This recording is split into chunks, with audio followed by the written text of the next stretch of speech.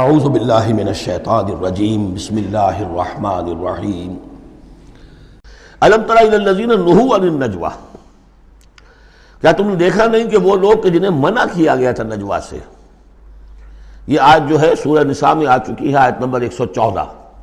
لا خیر فی کثیر من نجواہم. اب اس سے ثابت ہو گیا کہ یہ سورہ مجادلہ اس کے بعد نازل ہو رہی ہے، اس لیے کہ اس کے بارے میں اشارہ کیا جا رہا ہے کہ ان کو منع کیا گیا تھا نجوا سے. ثم یعودون لما نہوا عنہ، پھر بھی وہ اعادہ کر رہے ہیں، دوبارہ اسی شے کا ارتکاب کر رہے ہیں جس سے وہ روکے گئے تھے. یہ منافقین تھے کہ جو سرگوشیاں کرتے تھے، علیحدہ جا کر باتیں کرتے تھے، اسکیمیں بناتے تھے. کبھی وہ جن کے ساتھ ان کے دوستانہ تعلقات تھے یہود میں سے ان کے پاس جاتے تھے، کبھی آپس میں میٹنگیں کرتے تھے. وَيَتَنَاجَوْنَ بِالْإِثْمِ وَالْعُدْوَانِ وَمَعْصِيَةِ الرَّسُولِ، اور وہ جو سرگوشیاں کرتے ہیں وہ گناہ کے بعد کی کرتے ہیں، زیادتیوں کی کرتے ہیں، اور رسول کی معصیت، رسول کی نافرمانی. یہ سورہ نساء جب ہم پڑھ رہے تھے تو میں نے آپ سے عرض کیا تھا، یاد ہوگا کہ منافقین پر بہت شاخ گزرتا تھا کہ ہم رسول کی اطاعت کریں، ہم اللہ کو مانیں گے، اللہ کی کتاب میں جو بات آ جائے گی اس پہ عمل کریں گے، لیکن یہ کیا ضروری ہے، یہ تو ہماری طرح کے ایک انسان ہے. پھر ہم سورہ قتال میں دیکھ چکے ہیں کہ انہوں نے از خود ایک مہم جوئی شروع کر دی ہے. کیا ضرورت تھی یہ چھیڑ چھاڑ کیوں کی قریش کے ساتھ، کیوں جنگوں کا سلسلہ شروع کیا جس کے لیے کہ یہ مصیبت جو ہے بڑھتی چلی گئی. لہذا ان کے اوپر جو شاخ گزر رہا تھا وہ تھا رسول کی اطاعت و معصیت الرسول، رسول کی نافرمانی. وَإِذَا جَاءُوكَ حَيَّوْكَ بِمَا لَمْ يُحَيِّكَ بِهِ اللَّهُ، اور جب وہ آپ کے پاس آتے ہیں تو آپ کو دعا وہ دیتے ہیں کہ جو اللہ نے آپ کو نہیں دی ہے. یہ ہم پڑھ چکے ہیں، سورہ نساء ہی میں یہ مضمون آیا تھا. تحیہ، عربوں کے ہاں سب سے بڑی دعا یہ تھی کہ حیاک اللہ، حیاتی ہوئے، اللہ تعالیٰ تمہاری زندگی دراز کرے، طویل کرے، اچھی زندگی دے. تو اس طرح کی بات ہے. لیکن وہ جب آتے تھے اس کے بعد اسلام میں اب جو گریٹنگز ہیں وہ السلام علیکم، لیکن وہ جب آتے تھے تو السلام علیکم السلام علیکم، سام کے معنی موت ہے. اے نبی آپ پر موت پڑے، اے مسلمانوں تم پر موت پڑے. لہذا وَإِذَا جَاءُوكَ حَيَّوْكَ بِمَا لَمْ يُحَيِّكَ بِهِ اللَّهُ وَيَقُولُونَ فِي أَنفُسِهِمْ. اب دیکھیے نفسیاتی بات ہے، دل ہی دل میں وہ کہتے تھے پھر لولا يعذبنا اللہ بما نقول، اللہ ہمیں عذاب کیوں نہیں دے رہا ہمارے اس کہنے پر. اس کا کیا مطلب ہے؟ یہ رسول نہیں ہے. اگر رسول ہوتے تو ہماری اس گستاخی پر فوراً ہماری زبانیں کھینچ لیتا اللہ تعالیٰ.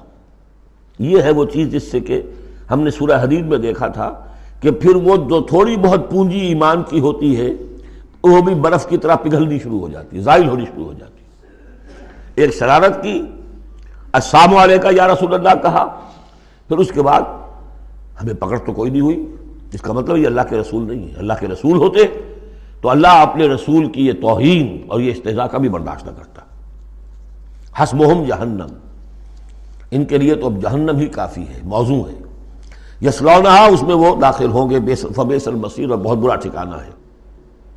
یا ایھا الذین آمنوا اذا تناجیتم، اے اہل ایمان جب تمہیں کوئی سرگوشی کرنی ہو، علیحدہ جا کر بات کرنی ہو، فلا تتناجوا بالاسم والعدوان ومعصیۃ الرسول، تو دیکھو کسی گناہ کے کام کے لیے کوئی مشورہ ہو رہا ہے، اسکیم بن رہی ہے، کہیں کسی پر زیادتی کرنے کے لیے کوئی مشورہ کر رہا ہے خفیہ، یا رسول کی مخالفت، رسول کے احکام کی نافرمانی کی، یہ تمہاری سرگوشی کا موضوع نہیں ہونا چاہیے.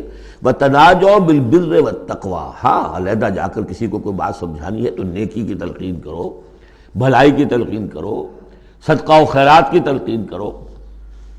وَاتَّقُوا اللَّهَ الَّذِي إِلَيْهِ تُحْشَرُونَ، اور دیکھو اس اللہ سے ڈرتے رہو، اس کا تقوی اختیار کرو جس کی طرف کہ تمہیں لازماً جمع کیا جائے گا.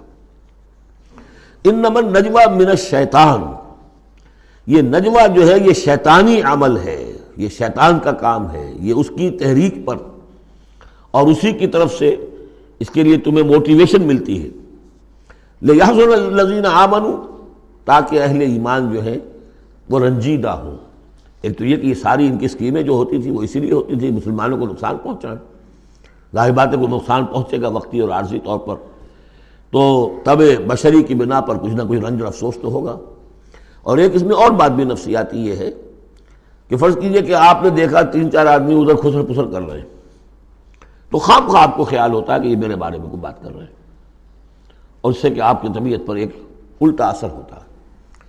کبھی کبھی خاص طور پر ایسا بھی ہوتا ہے کہ آپ کی طرف کسی نے دیکھ بھی لیا مسکرا کے، اور یہ در حقیقت انہیں ستانے کے لیے، چڑھانے کے لیے، لِيَحْزُنَ الَّذِينَ آمَنُوا، تاکہ اہل ایمان جو ہے وہ حزن سے دو چار ہوں، دلگیر ہوں، دل گرفتہ ہوں۔ وَلَيْسَ بِضَارِّهِمْ شَيْئًا، حالانکہ یہ شیطان کوئی ضرر نہیں پہنچا سکتا انہیں کچھ بھی، إِلَّا بِإِذْنِ اللَّهِ، مگر اللہ کے اذن سے۔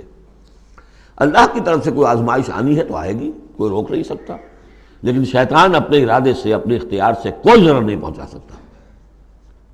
وعلی اللہ فلیتوکل المؤمنون، اور اہل ایمان کو توکل کرنا چاہیے صرف اللہ پر۔ اہل ایمان کا توکل اور بھروسہ، یہ کچھ نہیں ہوگا ان کے کیے، تم اپنا فرض ادا کرو، اللہ تعالیٰ تمہارے ساتھ ہے۔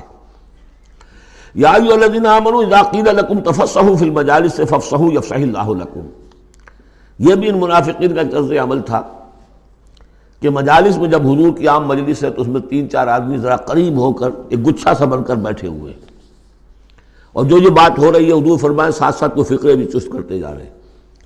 پھر یہ کہ وہ علیحدہ بیٹھتے تھے کہ ہمارے فقرے یہ سچے مسلمان نہ سن لے کہیں، تب تو پکڑ ہو جائے گی ہماری۔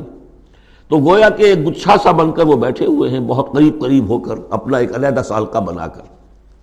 تو اس کے لیے اگر ان سے کہا جائے کھل کر بیٹھو، اس طریقے سے یہ جگہ جگہ پر علیحدہ گروپ بنا کر نہ بیٹھو، کھل کر بیٹھو، معلوم ہو کہ ایک اجلاس ہے، ایک اجتماع ہو رہا ہے۔ فافصحوا، تو تم کھل کے بیٹھا کرو، اللہ تعالیٰ تمہارے لیے کشادگی پیدا کر دے گا۔ بڑی عمدہ انداز ہے نصیحت کا۔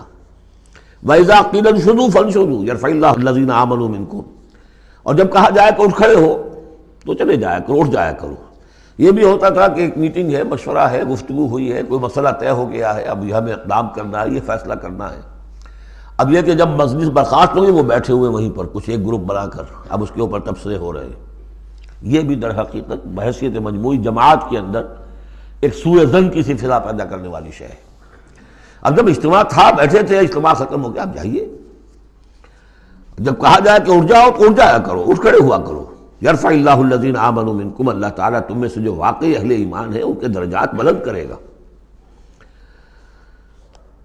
والذین اوتوا العلم درجات، اور جن کو اللہ تعالیٰ نے علم دیا ہے، حقیقی علم دیا ہے، ان کے درجات بلند کرے گا۔ واللہ بما تعملون خبیر، اور اللہ تعالیٰ جو کچھ تم کر رہے ہو اس سے باخبر ہے۔ صدق اللہ العظیم۔